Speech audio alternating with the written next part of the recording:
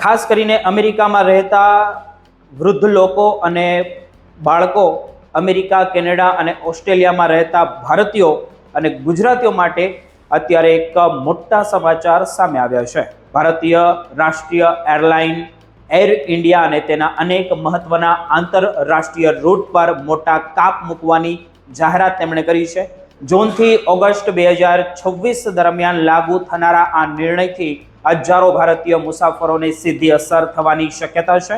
ખાસ કરીને summer vacation દરમિયાન ભારત આવવાની તૈયારી કરી રહેલા એનઆરઆઈ પરિવારો, વિદ્યાર્થીઓ, વૃદ્ધ લોકો અને વર્ક વિઝા પર રહેતા ભારતીયો માટે હવે મુસાફરી વધુ મોંઘી અને મુશ્કેલ બની શકે છે. શું છે કારણ તે જાણી લેજો. એર ઇન્ડિયાએ જણાવ્યું છે કે એટીએફ એટલે કે એવિએશન ટર્બાઇન ફ્યુલના આસમાને પહોંચેલા ભાવ અને વિવિધ દેશોમાં લાગેલા જે એરસ્પેસ પ્રતિબંધોને કારણે કંપનીએ આ કડક નિર્ણય લીધો છે.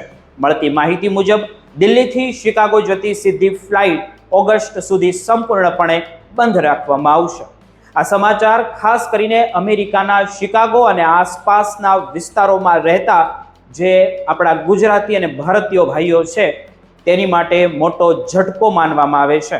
ગુજરાત, પંજાબ અને દક્ષિણ ભારતીય સમુદાયના હજારો લોકો દર વર્ષે આ રૂટનો ઉપયોગ કરતા હતા. હવે તેમને કનેક્ટિંગ ફ્લાઇટનો સહારો લેવો પડશે, જેમના કારણે મુસાફરીનો સમય વધશે અને ભાડામાં પણ સૌથી મોટો વધારો થશે અને તમારા ખિસ્સામાંથી મોટા ડોલર હવે જશે. માત્ર શિકાગો જ નહીં પણ દિલ્હી, સંઘાઈ રૂટ પણ ઓગસ્ટ સુધી માટે જોઈએ તો બંધ કરવામાં આવ્યો છે. સાથે જ ચેન્નાઈ, સિંગાપોર, મુંબઈ, ઢાકા, દિલ્હી, માલે અને મુંબઈ, ન્યુયોર્ક જેવી મહત્વપૂર્ણ સેવાઓ પણ સ્થગિત કરાઈ ગઈ છે. મુંબઈથી ન્યુયોર્ક જતી ફ્લાઇટમાં ઘટાડો થવાથી અમેરિકામાં વસતા ભારતીય સમુદાય માટે મોટી મુશ્કેલી ઊભી થઈ શકે છે. ઘણા પરિવારો પહેલેથી જ સમર ટ્રાવેલ માટે ટિકિટ બુક કરી ચૂક્યા છે અને હવે તેમને ફ્લાઇટ રીશેડ્યુલ અથવા તો વિકલ્પ શોધવાની ફરજ પડી શકે છે. સાન ફ્રાન્સિસ્કો, ટોરેન્ટો અને વેનકુવર જેવા વ્યસ્ત રૂટ પર આ ફ્લાઇટની સંખ્યા ઘટાડવામાં આવી છે.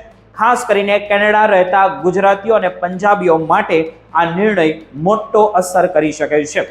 અને ખાસ કરીને જોઈએ તો આગળ વિદ્યાર્થીઓ અને પીઆર ધારકો જે કેનેડાની અંદર છે તે માટે પણ હવે ટિકિટ મેળવવી વધુ મુશ્કેલ બની શકે છે. ટ્રાવેલ નિષ્ણાંતોનું તો એવું કહેવું છે કે ડાયરેક્ટ ફ્લાઇટ ઓછી થતા અન્ય એરલાઇન્સની ટિકિટો પણ હવે તેના ભાવ જોઈએ તો આસમાને પહોંચી શકે છે. યુરોપ જતા મુસાફરોને પણ આ નિર્ણયની અસર અનુભવી શકે છે અને પેરિસ માટે ફ્લાઇટ સપ્તાહમાં 14 થી ઘટાડીને માત્ર 7 કરી દેવામાં આવી છે. જ્યારે મિલાન, વિયેના અને જ્યુરિખ જેવા રૂટ્સ પર પણ જે ફ્રીક્વન્સી ઘટાડવામાં આવી છે. ઓસ્ટ્રેલિયા જતા મુસાફરો માટે પણ મુશ્કેલી વધી ગઈ છે, કારણ કે મેલબોર્ન અને સિડની માટેની ફ્લાઇટ 7 થી ઘટીને માત્ર 4 કરી દેવામાં આવી છે. અને એવિએશન સેક્ટર નિષ્ણાંતોનું એવું કહેવું છે કે છેલ્લા કેટલાક મહિનામાં એટીએફના ભાવમાં ભારે વધારો જોવા મળ્યો છે, જેમના કારણે એરલાઇન્સ માટે લાંબા રૂટ ચલાવવાનું જોઈએ તો વધુ મોંઘું બની રહ્યું છે. તેની સાથે કેટલાક દેશોમાં વધેલા સુરક્ષા નિયમો અને એરસ્પેસ પ્રતિબંધોના કારણે ફ્લાઇટ્સના ઓપરેશનલ ખર્ચમાં પણ સૌથી મોટો વધારો થયો છે. આ પરિસ્થિતિમાં એર ઇન્ડિયાએ નુકસાન ઘટાડવા માટે આ નિર્ણય લીધો હોવાનું માનવામાં આવે છે.